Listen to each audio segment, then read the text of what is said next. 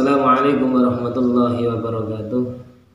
Alhamdulillah kita bisa bertemu bersama dalam keadaan sehat walafiat, meskipun dengan cara daring online, karena guna memutus mata rantai pandemi COVID-19. Dan semoga dalam keadaan apapun kita tetap semangat belajar.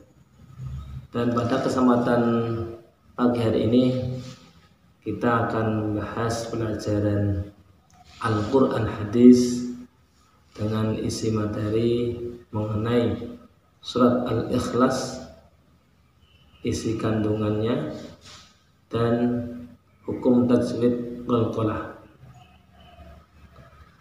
Langsung saja, pada pembahasan pagi hari ini kita akan membahas 4 bahasan. 1. Mengenai surat Al-Ikhlas. 2. Berkaitan dengan surat Al-Ikhlas, bacaan dan artinya. 3. Isi kandungan surat Al-Ikhlas. Dan yang keempat, masalah hukum tajwid tentang qalqalah. Langsung pada pembahasan yang pertama, yaitu mengenai surat Al-Ikhlas. Surat Al-Ikhlas adalah surat yang ada dalam Al-Quran urutan nomor 112. Al-Ikhlas artinya pasrah, memasrahkan. Pada surat Al-Ikhlas ini diturunkan di Mekah, sehingga surat Al-Ikhlas termasuk golongan surat Makkiyah. Dan surat Al-Ikhlas turun sebab untuk menolak ajaran agama-agama yang menyembah kepada berhala, dan surat Al-Ikhlas ini untuk memurnikan atau mentauhidkan Allah. Kedua, untuk bahasan yang kedua berkaitan dengan surat Al-Ikhlas, bacaannya yaitu Bismillahirrahmanirrahim. Qul huwallahu ahad, Allahus samad, lam yalid wa lam yulad wa lam yakul lahu kufuwan ahad. Artinya, Qul huwallahu ahad, katakanlah dialah Allah Tuhan yang Esa. Allahus samad, Allah adalah Tuhan yang mana semua bergantung kepadanya. Lam yalid wa lam yulad, Allah tidak diperanakan dan Allah tidak dilahirkan. Wa lam yakul lahu kufuwan ahad, dan tidak ada seorang pun yang setara dengan dia. Bahasan yang ketiga, isi dari kandungan surat Al-Ikhlas atau surat Al-Ikhlas, surat yang ke-112, yaitu 1.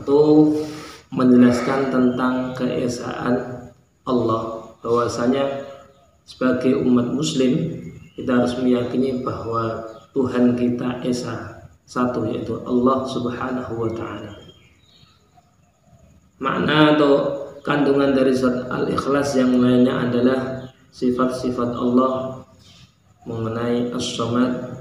Seluruh makhluk itu bergantung kepada Allah dan membutuhkan Allah. Pada isi ayat yang ketiga, lam yalid wa lam yulad, Allah tidak dilahirkan atau Allah tidak melahirkan dan tidak dilahirkan. Ini adalah sifat Allah yang berbeda dengan makhluk yang akan berkembang biak, berbeda. Kalau Allah Esa. Dan yang terakhir, yaitu tidak ada sekutu yang layak bagi Allah. Pada surat Al-Ikhlas ini terangkum dalam satu kalimah, yaitu sering kita sebut kalimah tauhid,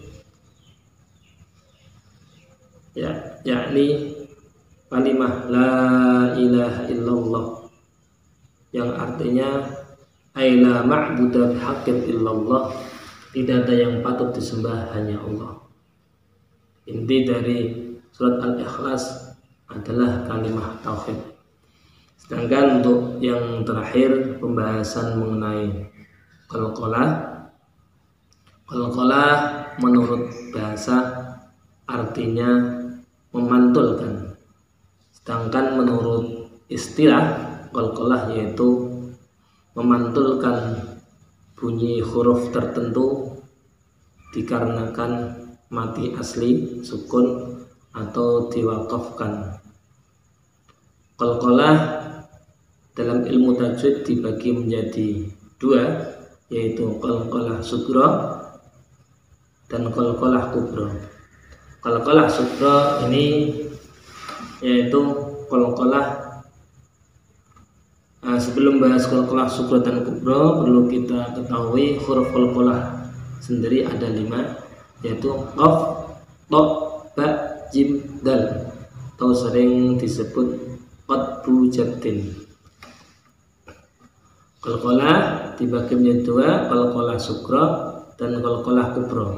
Qalqalah sughra yakni qalqalah yang disebabkan mati asli atau sukun. Sedangkan untuk qalqalah kubra ini matinya disebabkan oleh waqaf. Pada surat Al-Ikhlas di situ ada 5 contoh bacaan qalqalah.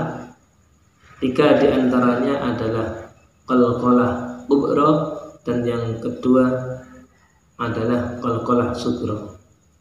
Contoh qalqalah kubra pada surat Al-Ikhlas yaitu pada ayat pertama ahadun, ketika diwaqafkan dibaca ahad, dan kedua as-somadu pada ayat kedua ini ketika diwaqafkan dibaca as-somad, dan yang ketiga pada ayat terletak pada ayat keempat ahadun lam yalid wa lam yulad wa lam yakul lahu kufuwan ahad. Pada lafaz ahadun terakhir di ayat surat Al-Ikhlas ini juga termasuk golongan dari qalqalah kubra. Sedangkan untuk contoh qalqalah sughra terletak pada ayat ketiga, yaitu lam yalid wa lam yulad. Matinya huruf dal ini disebabkan sukun atau mati asli, bukan karena waqaf.